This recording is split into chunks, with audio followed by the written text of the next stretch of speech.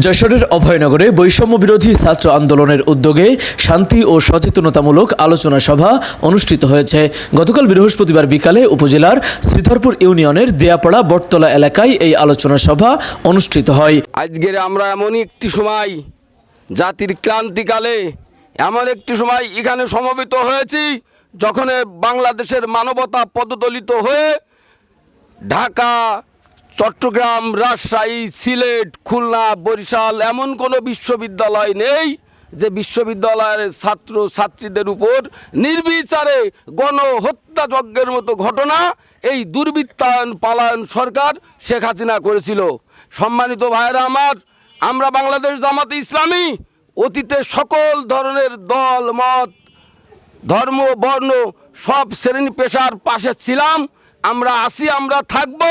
আমরা অতন্ত্র প্রহরীর মতো এই যারা আমাদের এই রাস্তা দেখিয়ে গেল, শহীদের মাধ্যমে এই শিক্ষার্থীদের দেখানো পথে আমরা হাঁটবো এবং আমরা অভয় দিচ্ছি। আমরা এই ছাত্রদের যে দাবি, ছাত্রদের যে যৌক্তিক দাবি ছিল, এই দাবিগুলো বাংলাদেশে পুঙ্খানুপুঙ্খভাবে যাতে পূরণ করা সম্ভব হয় তার লক্ষ্যে আমরা ছাত্রদের সঙ্গে আমরা পাহারাদারের ভূমিকায় এই দেশটাকে রাখবো। বৈষম্য বিরোধী ছাত্র আন্দোলনের অভয়নগরের সমন্বয়ক ইমরান হোসেনের সভাপতিত্বে ও হাফেজ মাওলানা হারুন আর রশিদের সঞ্চালনায় বক্তব্য রাখেন ইউপি সদস্য মাসুদ রানা। আজকে এই বিজয় মাসের, আজকে আমি মনে করি আজকে এটা বিজয় মাস, আগস্ট মাস বিজয় মাস হয়ে গেছে আমি মনে করি।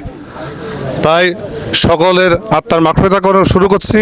আমি বলতে চাই, অতি উৎসাহী হয়ে যারা এই 2-3 দিনে যা করেছেন আমি তাদের বলবো, আমি ওয়ার্ডবাসীর এখন দায়িত্বে আছি। আমি রাত 1টা-2টার নিচে ঘুমোতে পারতেছি না। বিশেষ করে পালপাড়া,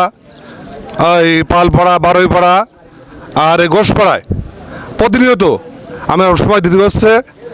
অনেক খবর আমার কাছে আছে। তা আপনাদের কাছে অনুরোধ করব, যারা এই সব কাজের যুক্ত আছেন তারা আর করবেন না দয়া করে। এছাড়াও বক্তব্য রাখেন উপজেলা জামায়াতের বাইতুল মাল সম্পাদক মাওলানা আব্দুল করিম। আমাদের সন্তান তুল্য,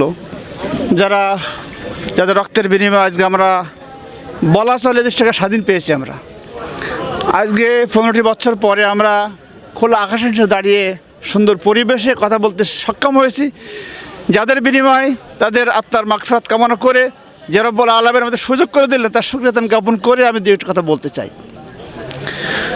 আসলে বক্তারা অনেক কথা বলেছেন। আমাদের উদ্দেশ্য হচ্ছে এটাই যে ছাত্ররা কেন জীবন দিল। ছাত্ররা জীবন দিয়েছে যে কোনো বৈষম্যের বিরুদ্ধে, যে কোনো আন্দোলনের বিরুদ্ধে, যে কোনো স্বৈরাচারের বিরুদ্ধে, যে কোনো রক্তমাখা হাতের বিরুদ্ধে। এ সময় আরও বক্তব্য রাখেন পল্লী চিকিৎসক ফারুক হোসেন, শিক্ষক মোহাম্মদ ইসলাম হোসেন, পলাশ নন্দী।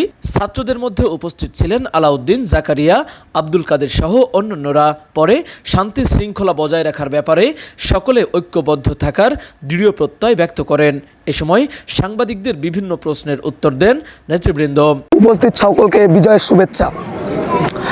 আপনি প্রশ্ন করেছেন আমাদের বর্তমান ছাত্র সমাজের যে অবস্থানটা, বৈষম্য বিরোধী ছাত্র আন্দোলনের যে অবস্থা, এটি কী অবস্থানে আছে। আপনারা জানেন আমরা সবসময় বৈষম্যের বিরুদ্ধে ছিলাম, আমরা এখনও বৈষম্যের বিরুদ্ধেই অবস্থান করছি। তো আপনারা ইতিমধ্যেই শুনেছেন অন্তর্বর্তীকালীন যে সরকার ব্যবস্থা কথা যে বিষয়টা করা হয়েছে, ওই প্রজ্ঞাপনটাও অলরেডি বাস্তবায়নের যে ধারাবাহিকতাটা ছিল, অলরেডি আমরা 95% পদক্ষেপ গ্রহণ করে ফেলেছি। এবং আপনার তার সাথে দ্বিতীয় প্রশ্ন যেটা ছিল যে আমাদের সাথে অন্য যে দলগুলা ছিল তাদের অবস্থানটা কেমন। আমি আপনাদের স্পষ্টভাবে বলতে চাই, আমাদের যে দাবিগুলো ছিল, যে যৌক্তিক দাবিগুলো ছিল, আমাদের সাথে যে কোনো দলই আসবে আমরা সেটাকে ভালোভাবেই দেখব। কিন্তু যদি তারা নিজেদের স্বার্থে, নিজেদের অস্তিত্ব রক্ষার জন্য কোনো রকম অনৈতিক কার্যকলাপের সাথে জড়িত থাকে, তাদের কোনো রকম দায়ভার আমাদের ছাত্র সমাজ নেবে না। তাওহিদ হাসান, দৈনিক অভয়নগর।